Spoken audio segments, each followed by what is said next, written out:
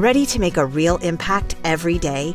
Join the Active Day Home Care team and help clients maintain their independence in the comfort of their own homes. Make a difference in someone's life as you provide essential daily assistance and protect their health and happiness. Earn up to $20 an hour and enjoy additional perks like optional daily pay, 401k, paid time off, ongoing educational training, and more. Join a team that values care, compassion, and your professional growth. Visit activeday.com to apply.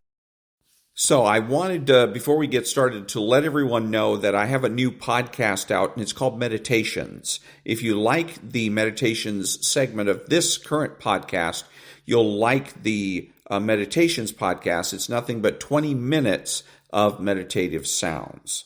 And now, on with the podcast. Americans love scenery. We want to see it all, from one coast to the next, Mount Rushmore down to the Everglades. So hop into a Chevy Malibu and take the scenic route. It's the car you knew America could build. There's a place where people count on friendships they can trace back generations, where they can count on the same stool at the coffee shop waiting for them every morning.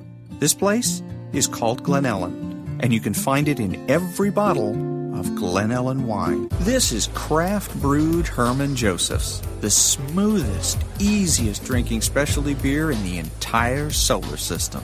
And I believe you'll find drinkable in the dictionary right after don't order a beer you can't drink. Zoingo! Boingo! The freestyle pogo with more boing, more bounce. Bounce further, bounce higher with Zoingo Boingo. To see what makes Arrowhead Mountain Spring water different from those other waters, you have to go back to the source. And with Arrowhead, that means going back a little farther and longer than most. Between security challenged and security strengthened, there's one important word: how.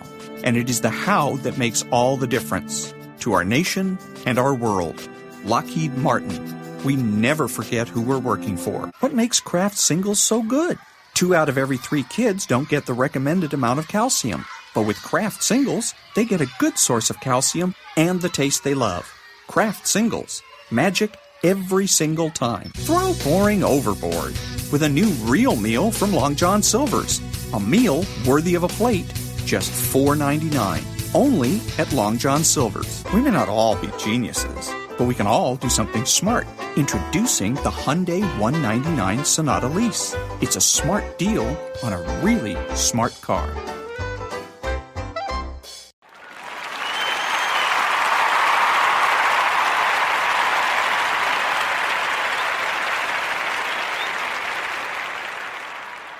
Last time I went on a proper holiday, right, I was on the beach, took my shirt off. This really attractive lady came over. She said, "Oh, you must work out." I was like, "Oh, thanks very much." She went, "No, you must work out."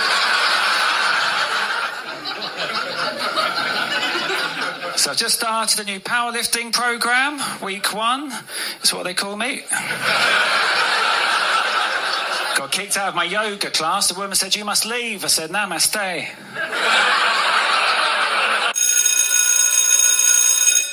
Good morning. It's Thursday, Gaslighting Thursday, June the 12th, and this is The True Conservative. Welcome to all the butchers, bakers, and candlestick makers out there. I'm Ron, your host, and the only true conservative in the United States today.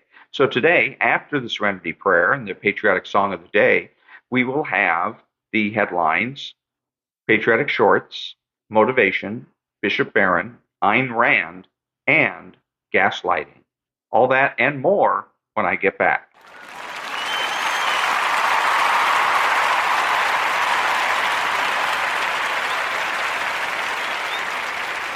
God, grant me the serenity to accept the things I should not change, the courage to change the things I should, and the wisdom to know the difference. Amen.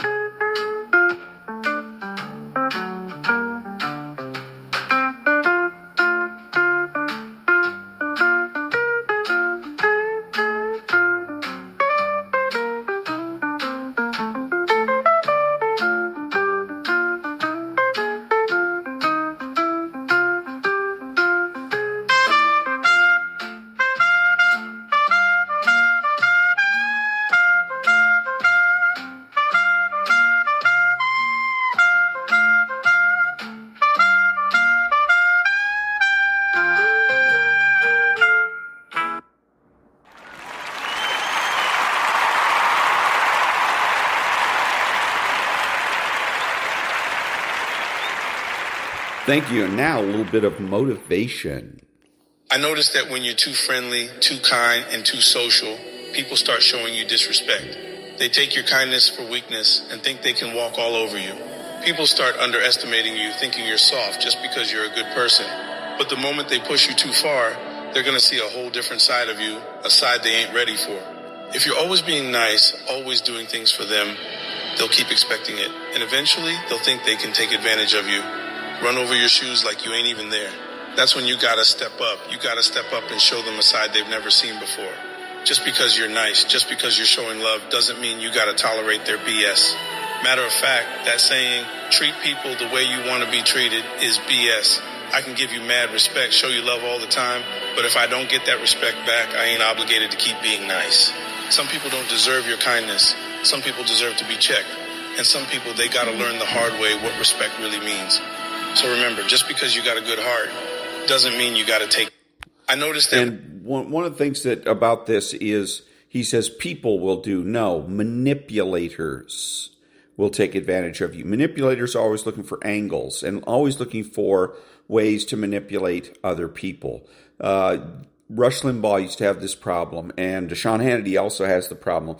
Every, I suppose, talk show host encounters this difficulty where people will call them and worship them. And I used to hear it with Rush Limbaugh all the time. Oh, Rush, you're so fantastic. Oh, you're so wonderful.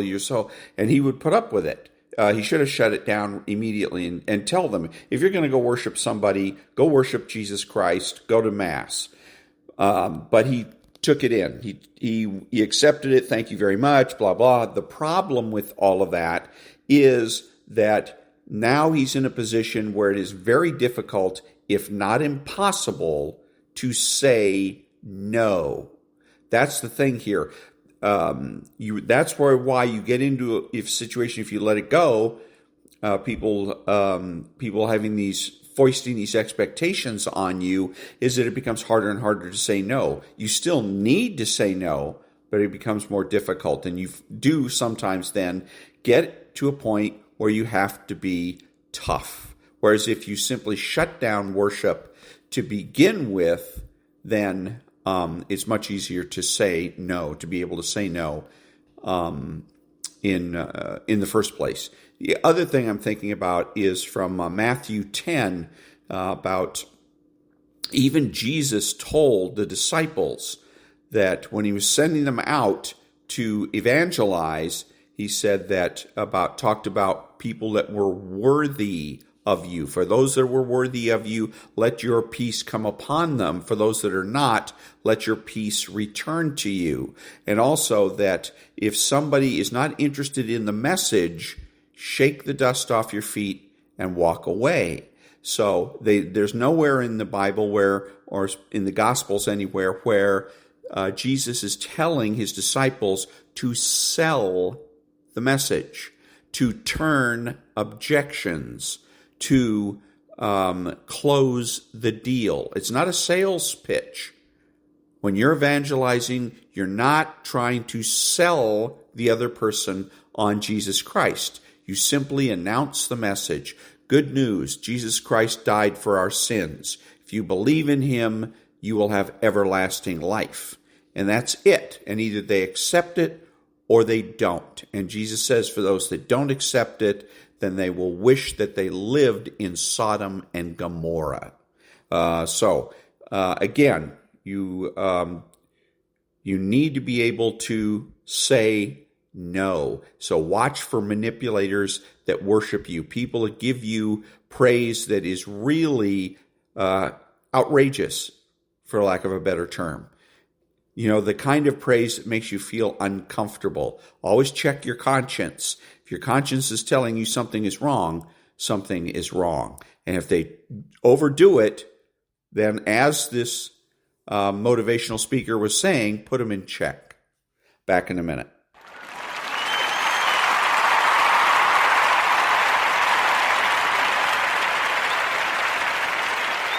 Thank you. Now a little bit of a press conference with the press secretary, Ms. Levitt. Here we go. Does the president see himself as a king, and does the White House expect to see American flags being flown during these protests this weekend? The president views himself as the president of the United States of America. This is a constitutional republic, and we want to see all of our citizens be proud of the country in which they are given the privilege and the blessing to live. And I think that those images of foreign flags being waved by illegal criminals and by violent rioters in the face of cars blowing up and of flames in the city. I have photos of that here to show you with this violence and destruction that occurred is an image that Governor Gavin Newsom owns. This is his city, and President Trump saw these images, and he said that is not going to be accepted or tolerated, and hence why he deployed the National Guard and United States Marines. So the best way to have handled that situation, anytime that a lefty is asking a question, what it implies is that they're not sure or not certain. Okay. Now, the lefties hate certainty of knowledge. So if they ask you, does the president think he's a king? Then the best response is to ask, you mean you don't know? And when are you going to figure it out? That's the follow-up. And I got that from Ayn Rand. Ayn Rand figured out this response 50, 60 years ago. Okay, so again, if you get a question like that, you hear a question, you might get it at work. Some of the useful idiots at work might take this up and come to you and say, hey, you're a Trump supporter. Does Trump think he's a king? And then you can ask them, don't you know? And follow it up with, if necessary, when are you going to figure it out? Now, if they happen to come out and make a statement, well, Trump thinks he's king, are you sure? How do you know? Because again, these are folks that hate certainty of knowledge. They're not asking questions because they really want or need to know. If children were asking these questions, we'd answer them because children are acting in good faith. But adults asking these questions are not. They're just trying to irritate, annoy, and gaslight. And gaslight to the effect of getting you to self-censor. Back in a minute.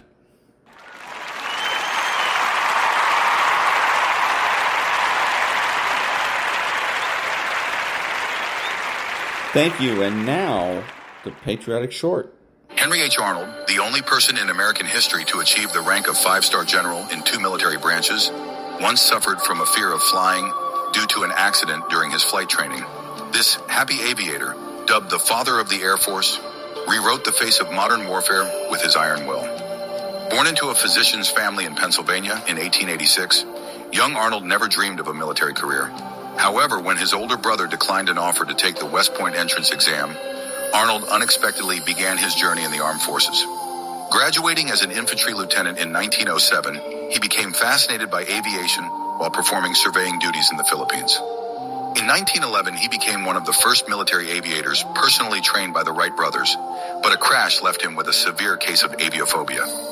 Choosing to confront his fear head-on, he relearned how to fly and ultimately returned to the skies as a pioneer of military aviation. During World War I, Arnold advocated for the development of aviation technology, but faced setbacks for supporting the controversial figure Billy Mitchell. In 1938, he was appointed commander of the Army Air Corps in a time of crisis, inheriting a feeble fleet of just 800 outdated aircraft. After the outbreak of World War II, Arnold spearheaded the expansion of U.S. air power from 20,000 personnel to 2.4 million, making the B-17 Flying Fortress and B-29 Super Fortress synonymous with strategic bombing.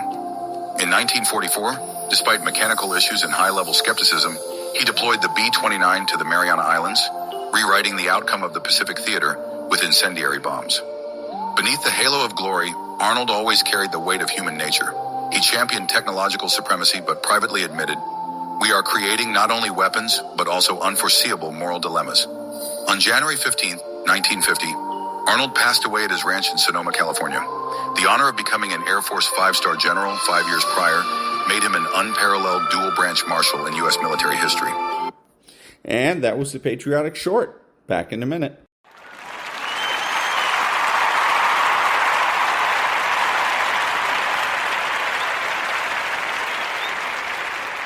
Thank you. Now, a little bit of motivation. dreams die while suffering. I'm talking about emotionally, spiritually. It could be a relationship. When you're suffering, you give up on the very things that you wanted the most. Life is going to beat you upside your head. Before you blow up, life will strip you to the core. What makes you get up when you fall down? What makes your mentality change if there's a great situation or there's a bad situation? How do you dictate that based off the level of pain? I need you to evaluate yourself and ask yourself the question, how are you wired? When you have a trial or a tribulation, how are you wired? Does it break you? Your problem is your pain has identified you. Your pain has destroyed you. All of us will hit the wall. That wall shocked some people. That wall knocked the life out of some people. It didn't work out for them. They hit the wall and they turned around. But there's some small number. They decide, wait a minute, I'm supposed to be over there. This kind of person refuses to be denied. I'm wired differently. I get excited about no. I love no. I love it. It turns me on. No, Eric, I'll be back.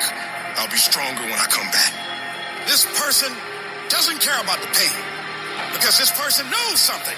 There's no gain without pain.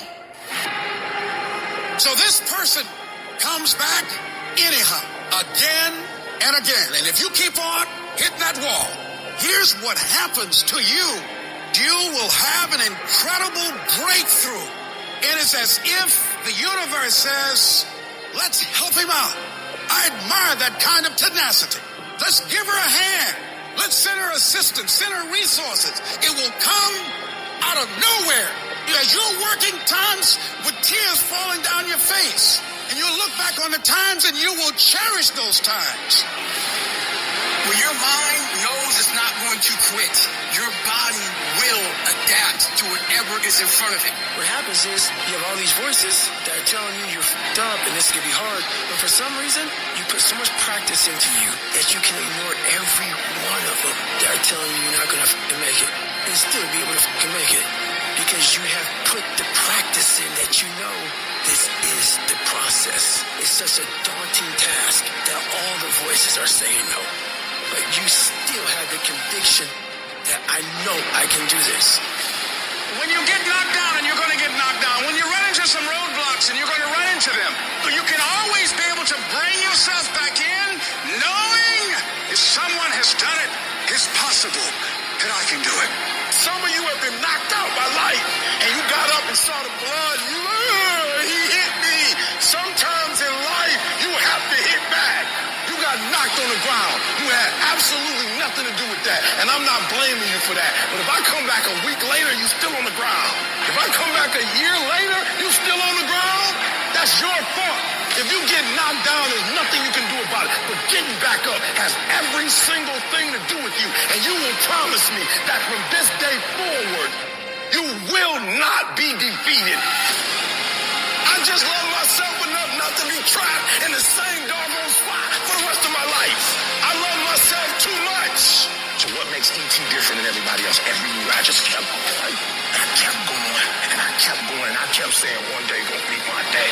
But you know what I'm not gonna do? I'm not gonna quit in the process. I'm not gonna give up. I'm not gonna give in. And the problem with you, you've not recycled your pain.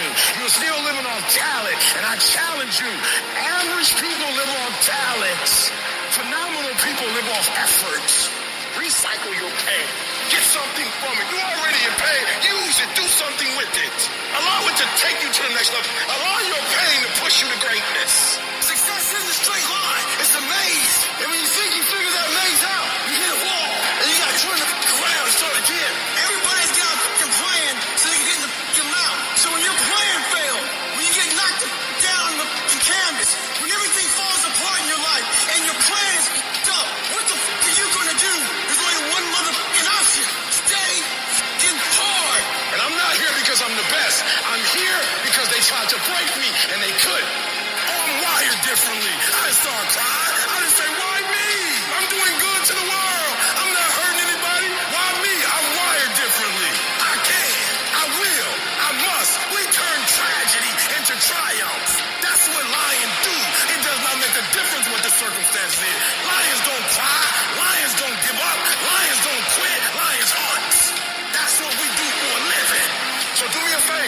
From this point forward, execution is worship. I don't make the big bucks because I talk. I make the big bucks because I execute.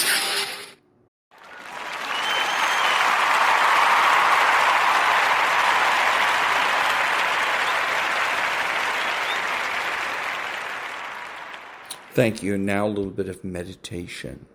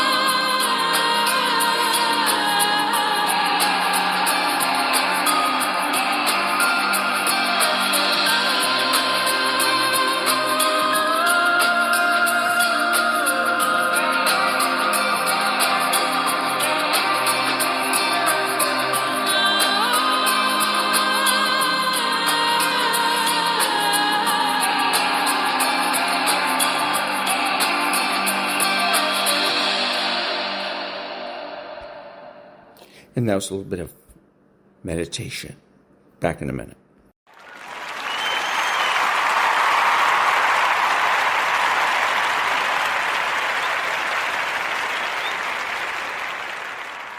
Thank you. And now, His Excellency Bishop Robert Barron. There can be a reduction of Christianity to being morally upright. As Flannery O'Connor put it, having a heart of gold. That's what Christianity is all about. No, it's not. Because, anybody of goodwill can do morally upright things. And people of any religious background. People of no religious background. Atheists can be morally upright people. Jesus didn't come simply to make us do nice things. He came to make us new creations. And that was His Excellency Bishop Robert Barron. And now, the Ayn Rand thought of the day. Quote, pragmatism is the philosophical theory which holds that there is no objective reality or permanent truth, that there are no absolute principles, no valid abstractions, no firm concepts, that anything may be tried by rule of thumb, that objectivity consists of collective subjectivism, that whatever people wish to be true is true, whatever people wish to exist does exist, provided a consensus says so. If you want to avert the financial disaster, it is this type of thinking that you must face, grasp, and reject. Unquote. And that was Ayn Rand from the chapter, The New Fascism, Rule by Consensus, from the book, Capitalism, the Unknown Ideal. Back in a minute.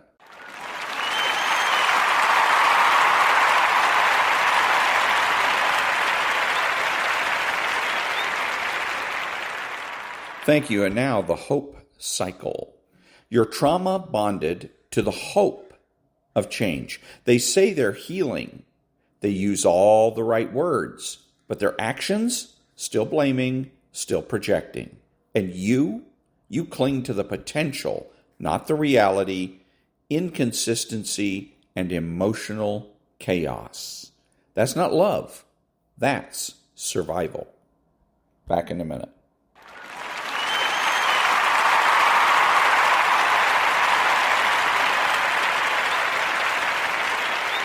Thank you, Maria. Then Stu. Year's MVP award. The game raising a record $2.75 million for 45 local charities. And it looks like it was a lot of fun along the way as well. Mark Tepper, your reaction. That diving catch at third base was incredible. So kudos to him for that. All I can say here is Republicans love to win. The Democrats, they're not happy, or they're not unhappy with their loss because everyone gets a participation trophy anyways. They're digging in too. David. Oh, the hot mess of the Democratic Party continues. Congratulations to Republicans, and more importantly, congratulations to the money that $2.8 million will help with charities and scholarships. Yeah, sure will. Todd. Stubby, 5 innings, 2-run ball, impressive. All right, we got to go. Great to see you guys. Thank you. Varney and Company picks it up now. Stu, take it away. All right. Good morning, Maria. Good morning, everyone. Here it is, the latest inflation indicator. Producer prices last month went up just 0.1%. In the last 12 months, they're up 2.6%. Now, month to month, inflation appears to be softening. Over the last year, it is a little warmer than expected. Stocks are down this morning. There's speculation that Israel is about to attack Iran. Investors clearly anxious. Iran threatens retaliation, so the president has withdrawn our diplomats from Iraq and is allowing military family members from all over the Mideast to return to America. The Dow off about 140 points. NASDAQ is down 46, and the S&P is down 14. Red ink on the left-hand side of the screen. Boeing, that stock is down, and so is GE Aerospace. Earlier today, an Air India Boeing jet went down. It crashed into a residential area in India. It was a Boeing 787 jetliner. The engines were made by GE Aerospace. Both those stocks down sharply. Gold, rallying, as it usually does when global tensions rise. You're up $66 an ounce this morning at $3,409 an ounce. Oil priced around $67 a barrel this morning. That's a response to the possibility of military action in the Mideast. It was around $60 a week ago. Interest rates coming down. That could be a flight to safety. Look at the 10-year Treasury all the way down to 4.35%. As for the 2-year, that is well below 4%. It's actually below 3.89 to be precise. All right, on the show today, President Trump says we have a trade deal with China. We understand they get chips, we get rare earths. The market wants more details before it celebrates. 2 hours from now, the president signs executive orders that will cancel California's EV mandate. That will allow the sale of new gas-powered vehicles beyond 2035. 1 hour from now, 3 sanctuary state governors will be testifying before Congress. J.B. Pritzker from Illinois, Kathy Hochul, New York, Tim Walz, Minnesota. They're expected to cast themselves as great humanitarians, in contrast to Donald Trump. Thursday, June 12th, 2025. So there you go. And again, he gets it wrong. Absolutely wrong. Markets don't move themselves. It's not magic. The gold is going up because Jamie Dimon is buying gold. Okay? Markets are moved. They're moved by people. They're moved by the big banks, which deal in billions and billions of dollars every single day. When they place a trade, you can watch the market move up or down. And again, if you don't think that, you don't believe me, read Jim Cramer's book called Getting Rich Carefully, Chapter 1, Moving the Markets. Read it, and you will find out that what I'm telling you is the absolute truth. Non-profit news now. Back in a minute.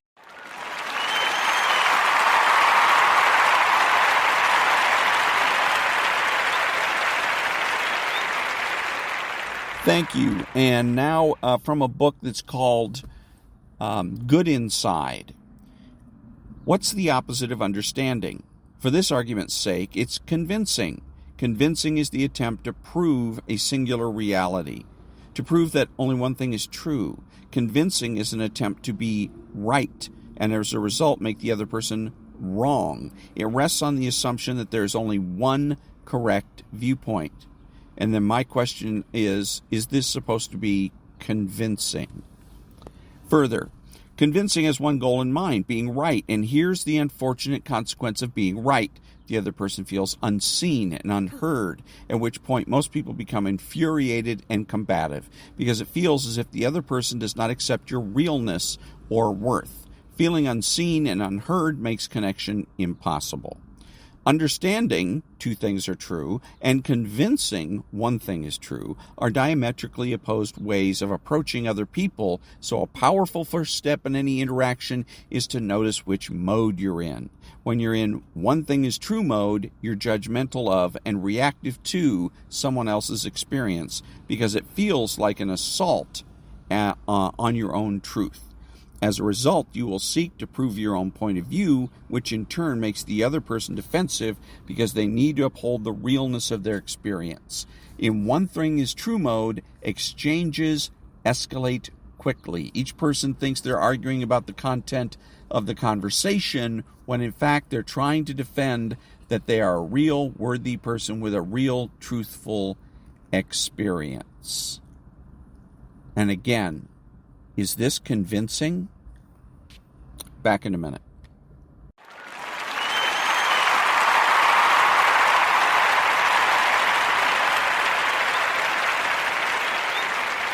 Thank you. And now a little clip of Donald Trump before he goes. It's, I guess, a little press conference, miniature press conference before he goes to the Kennedy Center. It's been reported that some actors may be boycotting. I couldn't care less, honestly. All I do is run the country well. So there you go. It says, it's been reported that some actors may be boycotting tonight. Now, if he comes out and does what he did, which is, well, I really don't care, that's a good answer, but it's not the best answer. The best answer is, no, there isn't. There's no such report. Because what this woman is doing, that's asking this question, or making the statement, either way, is making an arbitrary claim. She has no evidence or proof that there is any such report. And they do this all the time. I wouldn't put it past them if they just simply made it up and did so, again, to create friction, to create controversy, to put people on the spot, to try to elicit an overreaction, that kind of thing. But the best answer in that situation, when they say, well, there's a report that, no, there isn't. There is no such report. Because when he comes on and he says, well, I don't care, then he's saying, I really don't care about the actors that are not going to show up. And by extension, I don't care about their fans. And it's okay, but for political reasons, it would be better to do it by just simply going after the report and saying, no, there is no such report. Back in a minute.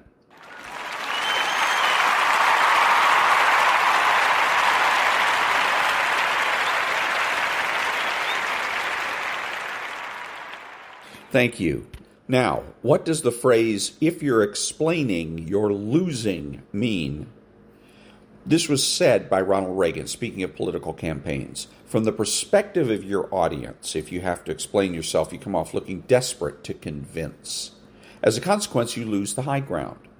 From a more philosophical perspective, if you have a clear conscience and strong conviction towards the positions you take, your values, truth, and direction, you don't need the opinions or consent of others. As a consequence, you don't need to explain yourself. However, if you yourself are not convinced of the validity and truth of your position, or you can't fully justify your choices, then you continue to expel words in an attempt to create the illusion of certainty. Back in a minute.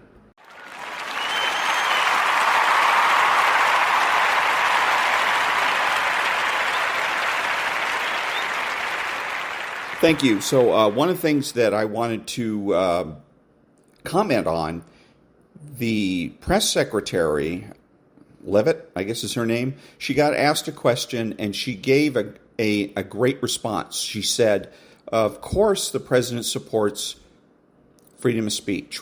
What a stupid question.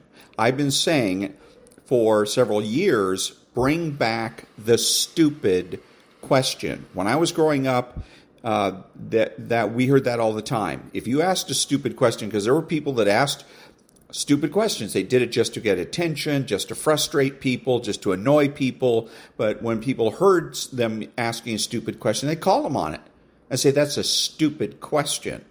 Okay, and I'm glad to hear that Ms. Levitt is doing that. Now, I'm sure she got it from President Trump, because President Trump has said that, has called out several reporters for stupid questions. Good for him, good for her, because there are stupid questions.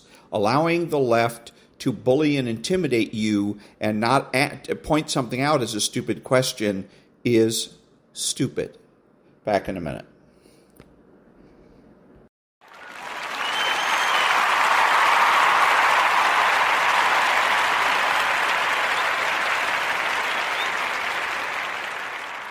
Thank you. Now the preamble to the Declaration of Independence.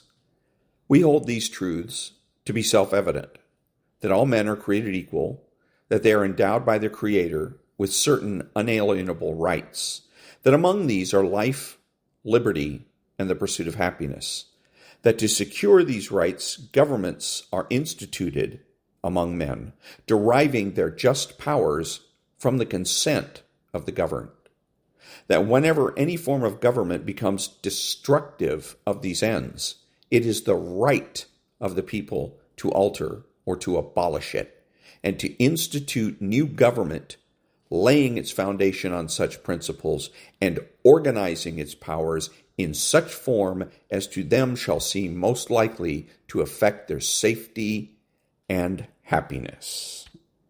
Back in a minute.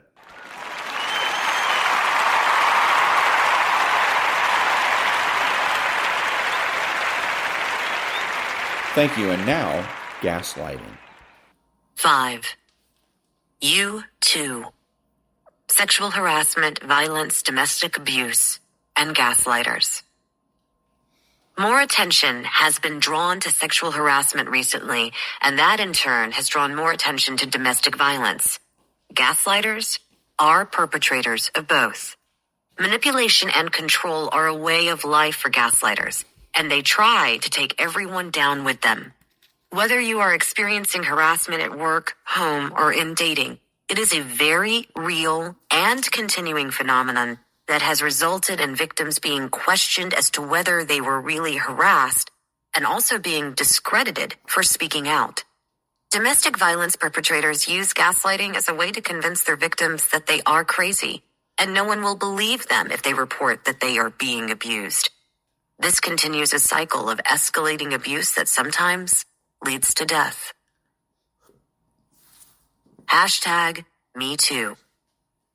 Although the Me Too hashtag phenomenon began in 2017 on social media due to allegations against movie producer Harvey Weinstein, the actual Me Too movement was started by Tarana Burke in 2005. Harassment by gaslighters has been occurring for a very long time, with women the usual target. The disclosures of Weinstein's alleged abuse have made it safer for other women to come forward and disclose sometimes years of abuse they suffered by Weinstein and other gaslighters. In the case of Weinstein, these allegations went back 3 decades, including to a settlement in 1990. Yet, just now, in 2017, were these stories fully coming to light? Why don't victims come forward earlier? Gaslighters who harass others tend to have quite a bit of power. When victims have come forward, they have been told they will be ruining their career, their family, and/or their reputation by coming forward. They have even been threatened with harm, and their families threatened with harm. And there is the classic, no one will believe you anyway.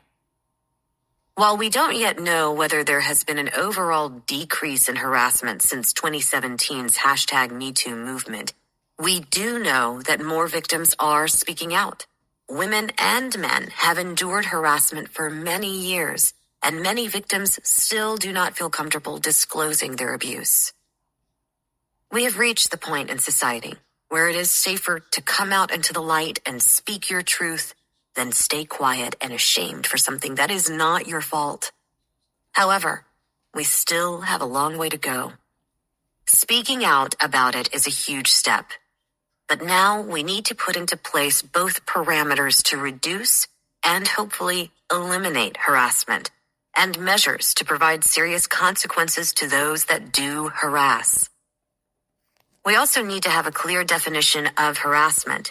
You or someone you know may have been told that it wasn't harassment because you had flirted with that person previously, or if drinking or drug use is involved, that you set yourself up to be harassed or abused. Let me make this very clear. No one asks to be harassed or abused. If you are not conscious, you cannot give consent, no matter what a gaslighter may tell you. Companies throughout history have tended to protect themselves rather than coming out against a harasser. Take, for instance, Matt Lauer's firing from NBC's Today Show. NBC stated that it had no idea that Lauer was allegedly harassing women in the workplace until a colleague came forward. However, in a Vanity Fair article by Sarah Ellison in 2017, a colleague of Lauer's said that he targeted women that were interns, pages, and production assistants, women with less power than he had at NBC.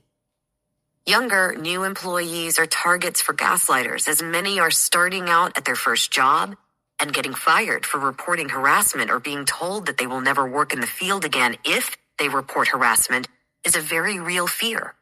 Further, former employees stated in a Variety article, Satuda and Wagmeister 2017, that Lauer had a button under the desk in his office so he could lock the door from inside. Such gaslighters wield their power as a weapon to keep victims in their control. They analyze and stalk people like a predator and prey.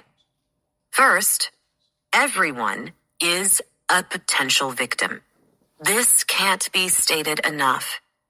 However, a person who has free will is of no interest to them. Gaslighters home in on people they sense have vulnerabilities that can be exploited. They know that if you are new to the field and this is your first job, or that they can control your rise in a field where they hold importance, you are less likely to fight their harassment. They're telling you that if you reject their harassment or discuss their behavior with others, you will lose your job, and all your prospects in your chosen field carries a tremendous amount of weight to someone who needs that job. This buys them submission and silence. But now, victims realize there is safety in numbers and are speaking out. It does appear that more companies are realizing the legal ramifications of not addressing harassment claims immediately. Hopefully, this pressure on companies will lead to fewer such incidents overall. For more information on workplace harassment, please go back and listen to Chapter 4. Domestic abuse. Domestic abuse, also known as domestic violence, relationship abuse, or interpersonal relationship violence, IPV, does not discriminate. It impacts all cultures, genders, sexual orientations, and socioeconomic classes. Types of abuse. Verbal. Screaming, name-calling, non-constructive criticism, threats to safety and well-being, being told you are worthless or unintelligent, shaming about body type, mimicking a partner, repeating a partner. Economic. Needing permission to get money, refusing to share financial information, refusing to let you do financial management, putting all items or property in his or her name, being put on an allowance, credit and debit cards taken away, not allowed to get financial items such as credit cards in his or her name, not allowing partner to have a job or earn money, taking away or damaging items of value to the partner. Physical. Pushing, slapping, biting, and punching, cornering someone, spitting, pulling hair, blocking an attempt to leave, tickling when he or she has been told to stop, throwing items at a partner, tearing clothes. Sexual. Rape. Threatening harm if partner does not engage in sexual acts, threatening to cheat if you do not perform sexually, ridiculing your sexual ability, making a partner earn sex, forcing a partner into prostitution, coercing a partner into sex, forcing a partner to participate in a threesome, recording a partner's sexual activity without his or her permission. Emotional. Showing off or cleaning firearms after threats have been made. Humiliating a partner, particularly in front of others. Constantly comparing partner to others. Alienating partner from his or her children. Accusing the partner of cheating without evidence. Canceling. Ignoring, also called stonewalling. Saying no one will believe the partner about the abuse. Putting a tracker on the partner's car. Threatening to report a partner to social services without just cause. Domestic abuse includes verbal abuse, economic abuse, physical abuse, sexual abuse, and emotional abuse. The goal of the abuser is gaining power and control. As said earlier in this audiobook, gaslighters thrive on gaining power and control over their victims. Verbal abuse includes screaming, calling names, being told you are worthless, and getting constant non-constructive criticism. People that are verbally abusive don't always yell. Gaslighters are known for saying very vicious things while they have a smile on their face. Part of the reason for this incongruous behavior is, first, not wanting someone in public catching on to the abuse they are giving out. Also, catching their victims off guard gives them a feeling of control. And finally, if gaslighters are being pleasant, their victims let their guard down long enough for the gaslighters to see an opportunity to strike. Economic abuse includes a gaslighter's requiring that you ask permission to have money, giving you an allowance, not allowing you to have control over the money you've earned, having all items and property in their name only, refusing to share financial information with you, and insisting that they do all the money management with no input allowed from you. Again, this is all about power and control. If gaslighters refuse to allow you to pay for anything on your own or manage your own money, it's because they know you are less likely to leave if you don't have financial independence. Physical abuse includes cornering individuals, shoving, pushing, intentionally tripping, pinching, tickling people even after they say to stop, pulling hair, biting, spitting, punching, slapping, or pulling at clothes. Blocking the door when someone attempts to leave can also be considered physical abuse, especially when force is used to stop the person from escaping a dangerous situation.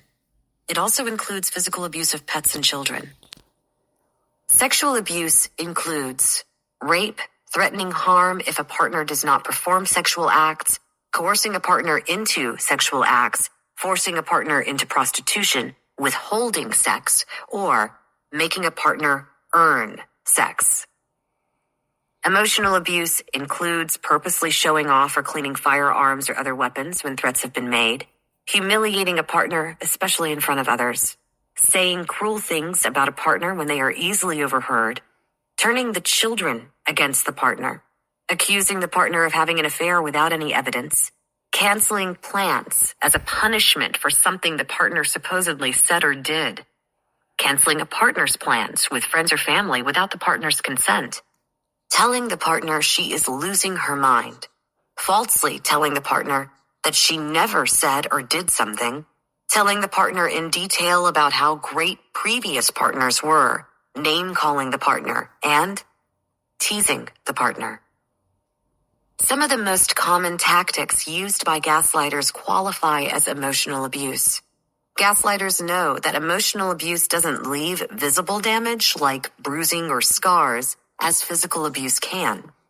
To gaslighters, emotional abuse is ideal.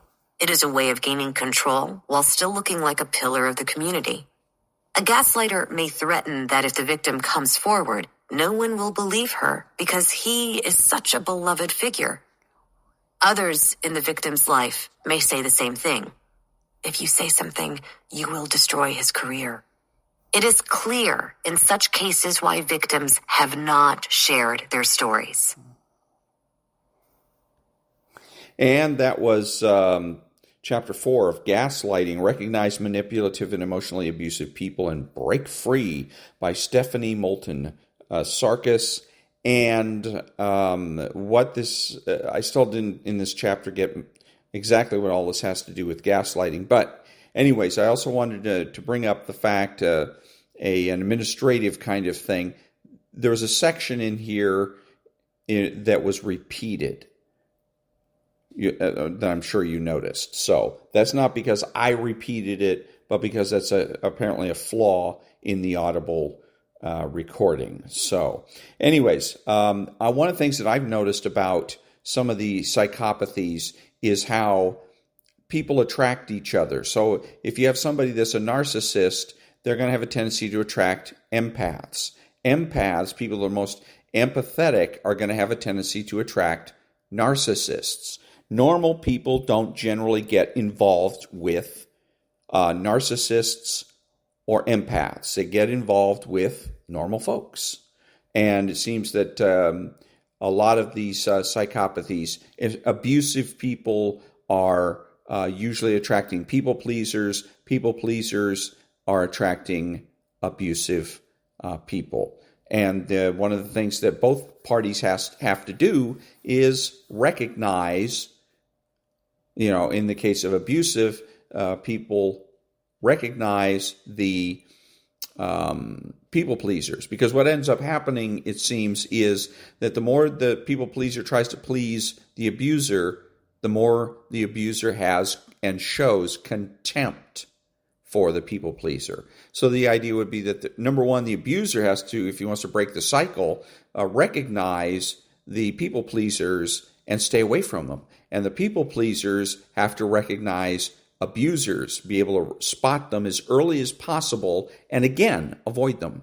And in the meantime, get rid of this idea that life is all about people pleasing, and that if I can only make everybody happy all the time, everything will be hunky-dory. Obviously, it won't. So that was, again, Gaslighting. Back in a minute.